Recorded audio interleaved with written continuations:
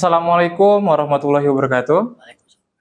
Apa kabar pemirsa setia Rafa TV? Saat ini Anda tengah menyaksikan program spesial kami, program yang menayangkan, yang menyajikan informasi menarik seputar bulan suci Ramadan. Bersama dengan Kurma Kuliah Ramadan.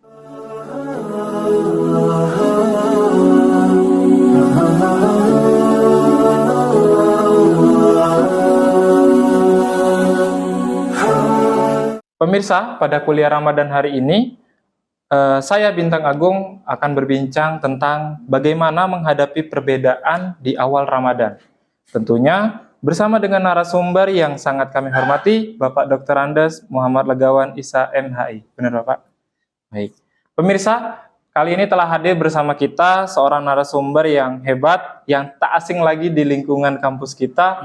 Beliau juga merupakan salah satu dosen hebat yang ada di kampus kita.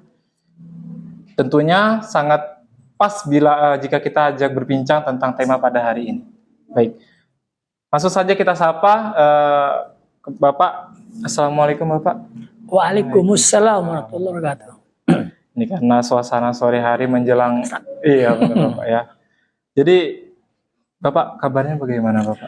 Alhamdulillah. Tambah lambat tambah sehat insya Allah. Insya Allah Pak ya. Suasana sore menjelang berbuka ini memang tambah gagah, tambah semangat. Benar-benar baik Bapak. Ya Bapak, masuk ke pertanyaan pertama Bapak ya, izin sebelumnya. Bapak sebagai dosen, selain pengajar nih Pak, keseharian Bapak di bulan suci Ramadan ini seperti apa Pak? Seperti ini. Iya. Jadi kegiatan saya ya? Iya benar-benar. Ya biasanya kalau seorang ustadz itu yang meningkat itu tausiahnya. Tausiahnya. Iya, biasanya kalau sehari itu kadang-kadang 2 kali, sehari sekali. Ini meningkat 3 kali, kadang 4 kali. Ya, lumayan lah. Lumayan Pak ya. Lumayan repot lah. Ya. Ya alhamdulillah. Berarti dengan kesibukan seperti itu tetap semangat Pak ya menjalankan puasa. Mudah-mudahan, amin. Mudah-mudahan, amin. Jadi sampai dengan saat ini puasa masih lancar Pak. Alhamdulillah. Dengan keadaan fisik walaupun kegiatan banyak, semangat puasa itu tetap juga harus Pak ya. Mudah-mudahan, insya Allah. Baik Bapak, mungkin kita langsung saja masuk ke pembahasan pertama ya Pak, tentang bagaimana nih menghadapi perbedaan di awal Ramadan Pak ya. Mungkin yang saya ingin tanyakan pertama Pak, sebenarnya apa sih Pak yang harus kita hadapi nih Pak sebagai umat Muslim menghadapi perbedaan yang terjadi nih Pak di awal Ramadan terutama. Jadi di dalam Islam itu aturan Islam sendiri terbagi 2. Ada aturan Islam yang bersifat sosial, ada yang bersifat individual. Kalau individual itu diserahkan kepada individu masing-masing, tergantung mazhab masing-masing. Ya, dia mau sholat tarawih 4-4, 2-2 itu tergantung masing-masing. Tapi ada aturan Islam yang bersifat sosial. Nah, yang bersifat sosial ini yang berwenang menjalankannya adalah pemerintah. Baik. Contoh hukum pidana. Di dalam Al-Quran Allah mengatakan, A'udzubillahi minasyaitonirrajim, wassariqu wassariqatu faqta'u aydiyahuma jazaa'an bima kasaba. Ya. Ila akhir ayat. Pencuri laki-laki dan pencuri perempuan potong tangannya. Allah suruh potong tangan. Fi'il amr, kata perintah. Tapi kata perintah ini bukan untuk individu. Iya. Nggak boleh kita ada orang mencuri potong tangan. Nggak boleh. Ada yang berwenang. Ini hak pemerintah. Ya. Maka hak pemerintah, rakyat jangan campur tangan. Jangan ikut-ikutan. Serahkan kepada pemerintah. Kalau rakyat campur tangan terhadap hak pemerintah, maka rakyat berdosa. Contoh umpamanya di suatu RT ada orang mencuri. Wah, ini ngamalkan Quran loh. Kata Allah, potong tangannya. Kita potong tangannya, potong tangannya. Dia haram. Hukumnya haram, dia dosa. Karena bukan hak dia untuk potong tangan orang. Baik. Yang kedua, akan terjadi kekacauan yang lebih besar lagi. Ya, akan terjadi kekacauan yang lebih besar. Itu tentu yang si pencuri tadi punya keluarga. Siapa nak potong tangan kamu? Oh, Pak RT. Pak RT dibunuh. Mungkin Pak RT yang dibalas. Tapi akan terjadi pembalasan. Dan kalau masing-masing individu diberikan hak untuk menghukum orang, ya, yang hak pemerintah diambil oleh individu, kacau dia nih. Ya, kacau dia nih. Nah, kalau hak rakyat, hak individu silakan masa utang piutang. Tunggu kalau ada laporan baru nanti pemerintah campur tangan. Kamu punya utang sama saya 10 miliar. Kamu tidak bayar. Kalau saya tidak ngapur, tidak ada masalah. Pemerintah jangan campur tangan. Ini hak individu. Ya. Benar. Nah, tapi ketika kau melapor kepada pemerintah, ya Pak Polisi, si A punya utang. Ya. Nah, maka baru pemerintah campur tangan. Kisos juga umpamanya masalah pembunuhan. Di dalam Al-Quran dikatakan orang membunuh dibunuh, jiwa dengan jiwa, mata dengan mata, telinga dengan telinga. Tapi itu hak pemerintah, bukan hak rakyat. Nah, ibadah dalam Islam itu ada hak pemerintah dan ada hak rakyat. Ada ibadah yang bersama-sama yang bersifat sosial. Ibadah yang bersifat sosial, ibadah yang bersama-sama itu ada 4. Ya, ibadah yang bersama-sama ada 4. 1, puasa Ramadan. 2, Idul Fitri. 3, Idul Adha. 4, haji. Contoh yang paling mudah saja, haji. Pernah enggak kamu dapatkan orang wukuf sendirian? Atau kelompok? Tidak ada. Semuanya seragam.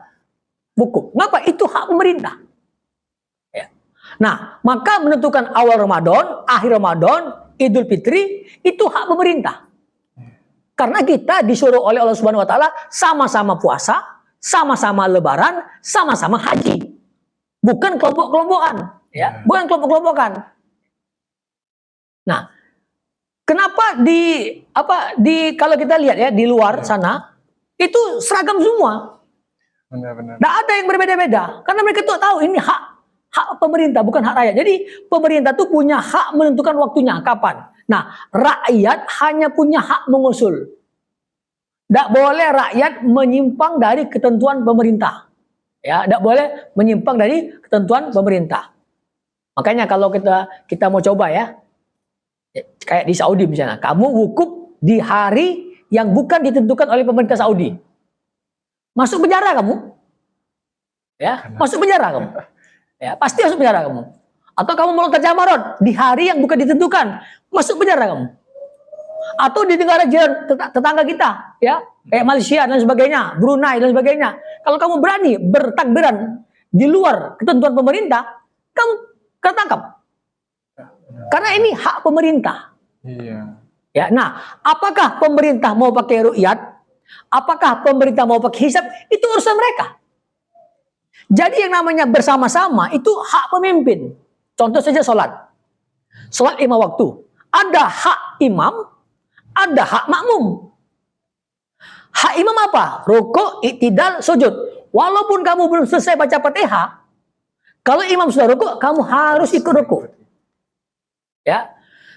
Begitupun sholatnya. Kalau imam menetapkan sholat subuh tanpa kunut, kamu harus ikut imam tanpa kunut. Jangan kunut sendirian. Ini hak imam. Nah, hak makmum dia mau pilih, ya. Doa kita mau baca ulama bait boleh. Mau baca wajah ya boleh. Terus bacaan rukuk subhanallahil azim boleh. Subhanakallahumma rabbana wa bihamdika Allahumma fil boleh. Itu hak makmum. Nah, tapi hak imam jangan kamu campur. Jangan makmum ikut campur. Misalnya Fatihah, makmum sudah selesai duluan. Allahu Akbar duluan. Imam lagi tegak, tidak boleh. Dosa kamu. Ini hak imam, bukan hak makmum. Jadi dalam berjamaah itu ada hak pemimpin. Ya, setiap yang berjamaah ada hak pemimpin. Kayak dalam bis atau mobil, ada hak sopir. Ada hak penumpang. Nah, penumpang jangan ngambil hak sopir, belok kanan, belok kiri.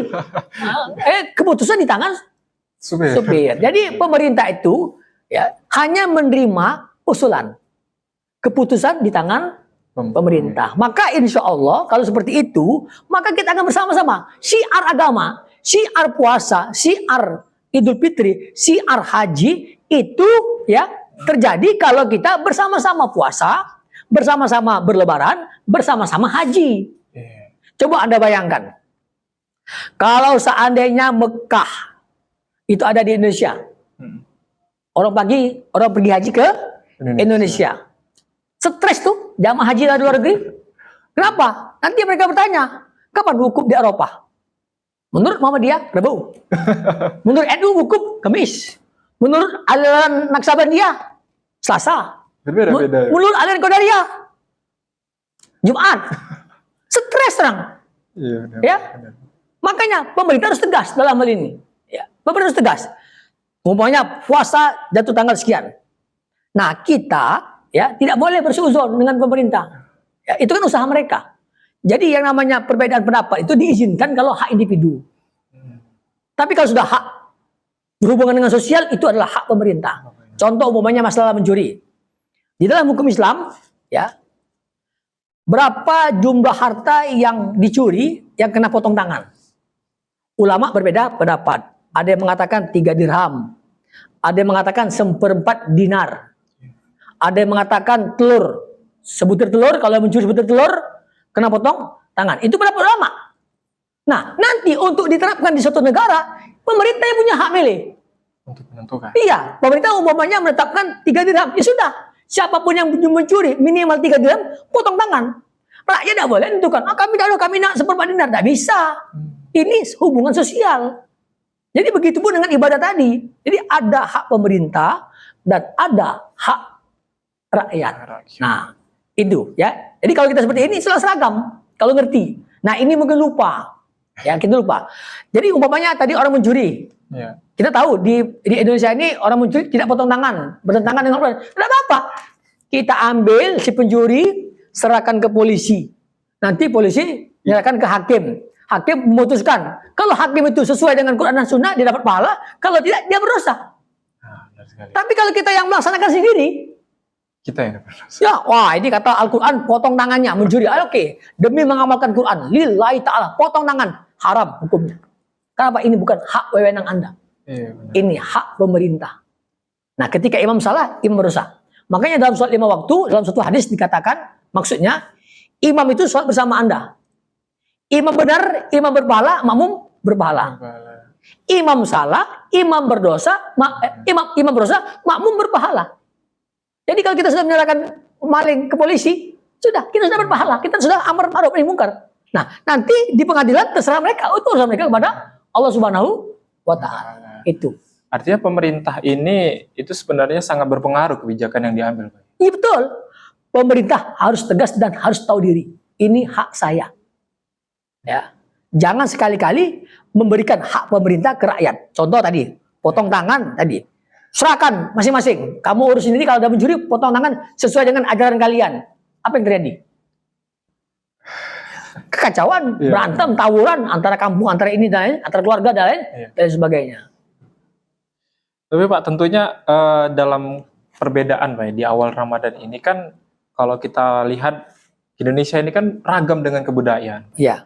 Di daerah-daerah lain pun ketika berpuasa ataupun menyambut puasa, mereka itu merayakan ataupun memiliki cara khas tersendiri. Ini berpengaruh atau tidak sebenarnya, Pak?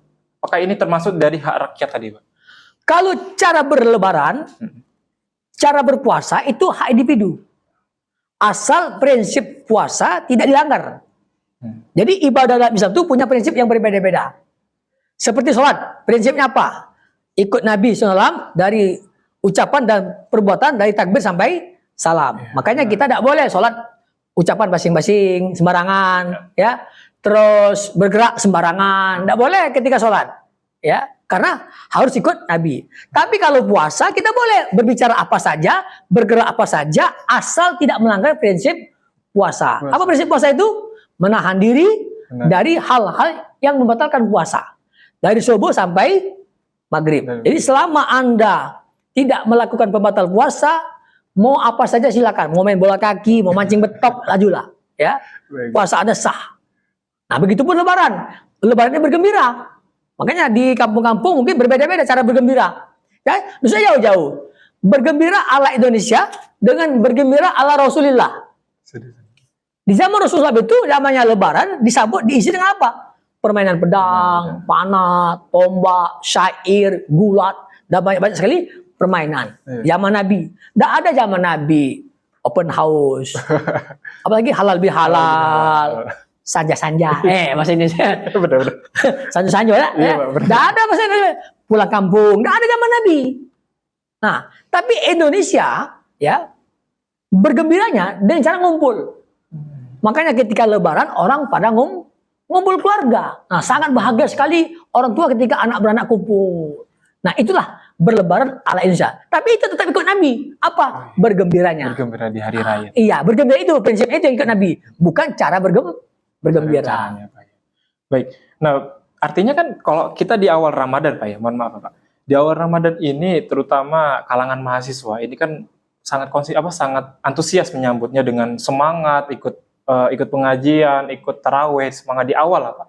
Nah, tapi sering timbul pertanyaan, ini kenapa sih Pak masyarakat Muslim lah Pak ya, yang menjalankan puasa ini hanya semangat di awal saja nih Pak, hanya semangat menyambutnya saja. Ketika sudah di tengah, ketika sudah akhir lengah. Nah ini bagaimana nih Pak? Nah itu, tapi alhamdulillah mereka semangat di awal. Artinya mereka bergembira dengan masuknya Ramadan. Daripada mereka lesu di awal dan lesu di ujung. Nah, masih mending semangat di awal, lesu di ujung. Tuh lesu. Nah, masih mending ya, masih enak seperti itu. Ya kalau bisa ya istiqomah. Ya semangat terus. Konsisten. Ya, tapi itu jangan kita ejek. Kita tidak boleh mengejek amal soleh, walaupun tidak ideal. Ini kadang-kadang pakai jilbab tapi utang tidak bayar. Percuma pakai jilbab. Tidak percuma pakai jilbab. Ya, orang pakai jilbab bagus. Utang tidak bayar tidak bagus. Nah, artinya orang itu meminimalkan dosa. Dosa yang ada. Artinya dosa terbuka orang sudah selesai, dia lakukan. Nah, tinggal dosa bayar utang. Oh, dia semangat di awal, bagus, menyambut Ramadan. Iya benar. Berita Allah, aduh ya Allah, marhaban ya Ramadan, bagus, semangat, bagus. Nah, ketika mulai lesu, nah itu tidak salah, tapi kurang ideal. Nah, beda kan? Tidak salah tapi kurang ideal. Dikatakan salah kalau dia tidak puasa. Dikatakan salah kalau dia tidak sholat 5 waktu. Tapi kalau dia tidak terawihan saja, ada ikut kajian di ujung-ujung, itu tidak ideal. Tidak salah. Kita tetap hargai. Nah, untuk konsistennya itu loh Pak, berarti kan ada tipsnya itu Pak. Ini bagaimana? Ada nggak Bapak tips untuk konsisten tadi? Semua orang itu masing-masing punya tips yang berbeda-beda. Ya. Mantap ini. Tidak bisa kita sendiri yang kita buat sendiri. Umpamanya ada salah seorang orang soleh zaman dulu. Dia menjaga diri supaya ngomong tidak mubazir. Ya, dia menjaga diri supaya berbicara tidak mubazir. Dia lewat satu jalan. Selama ini kalau jalannya nunduk terus. Tiba-tiba dia suatu hari jalan naik ke atas. Dia lihat gedung 2 tingkat. Kapan gedung ini dibangun? Rasanya selama saya lihat sini saya tidak pernah lihat. Tiba-tiba dia sadar. Aku telah berbicara yang sia-sia. Wahai nafsu, kuhukum engkau puasa 1 tahun. Itu tip dia untuk menjaga istiqomah. Benar. Jadi kalau kita ingin istiqomah, kita istiqomah itu dikit-dikit dulu, jangan banyak-banyak. Pertama sholat 5 waktu di masjid umpamanya. Nah, ketika kita melanggar 1 kali sholat 5 waktu tidak di masjid, kita hukum kita dengan amal soleh. Umpamanya puasa 1 hari, atau infak 10.000, atau zikir sekian 100 kali. Kita hukum diri kita dengan amal soleh. Nah, itu cara kita untuk istiqomah. Di samping itu juga kita juga baca fadilah amal soleh tersebut, biar tambah semangat. Nah, begitu. Nah, baik Bapak. Kalau di awal tadi kita ngebahas bagaimana sebenarnya pemerintah ini memiliki peran khusus agar perbedaan yang ada ini bisa diminimalisir. Nah, apakah kita sebagai umat Muslim ini perlu kedewasaan juga Pak untuk menghadapi perbedaan di awal Ramadan terutama? Jadi dalam kaidah fikih dikatakan hukmul hakim yarfa'ul khilaf. Keputusan pemerintah itu menghilangkan perbedaan. Jadi kalau sudah berhubungan dengan sosial, pemerintah harus tegas. Titik. Apakah pemerintah mau menerima usul dari NU? Apakah pemerintah mau mengambil usul dari Muhammadiyah? Pemerintah harus tegas. Kalau pemerintah sudah mengambil satu keputusan, yang lain harus sami'na wa ata'na. Karena ibadah ini adalah ibadah bersama-sama. Di dalam hadis dia dikatakan, ya, ada hadisnya riwayat Tirmizi, puasa adalah hari di mana manusia berpuasa, beridul fitri adalah hari di mana manusia beridul fitri, dan beridul adha adalah hari di mana manusia beridul adha. Kemudian haji Al-Quran mengatakan summa afidu min haitsu afadhan nas. Bertolaklah kamu ya untuk haji sebagaimana manusia bertolak. Artinya apa? Ini berkaitan dengan manusia yang lainnya. Artinya apa? Ini ibadah bersama-sama, bukan ibadah sendiri-sendiri, bukan ibadah kelompok. ibadah bersama-sama. Untuk menyamakan ini hanya pemerintah yang punya kekuasaan. Muhammadiyah tidak punya kekuasaan untuk menseragamkan. NU tidak punya kekuasaan untuk menseragamkan. Yang punya hak untuk menseragamkan adalah pemerintah. Makanya Anda lihat di negara-negara mana saja yang masuk Islam, itu belum terdengar adanya perbedaan Idul Fitri, perbedaan Ramadan, perbedaan haji. Kenapa? Karena pemerintahnya tegas dan rakyatnya tahu diri. Oke, Bapak. Baik, ini menarik, Pak. Untuk kalangan mahasiswa sendiri, Pak, ini kan mempunyai peran apa, Pak, untuk hal ini? Sebagai mahasiswa ini ada peran apa, Pak, Pak? Untuk menyikapi perbedaan ini tadi, Pak? Nah, makanya mahasiswa juga harus belajar. Ya, mahasiswa harus belajar. Makanya kita adakan pengajian di masjid itu kan sebelum zuhur, kultum. Mahasiswanya lari. Kita hanya untuk membekali mahasiswa. Kita akan berusaha. Kita tahu di fakultas itu di ruang-ruang kuliah itu kan banyak hal-hal yang tidak disentuh, yang berhubungan dengan masyarakat. Semuanya kan teori-teori yang muluk-muluk. Yang ini. Tapi mereka tidak diajari yang berhubungan dengan masyarakat. Nah, makanya mahasiswa harus belajar.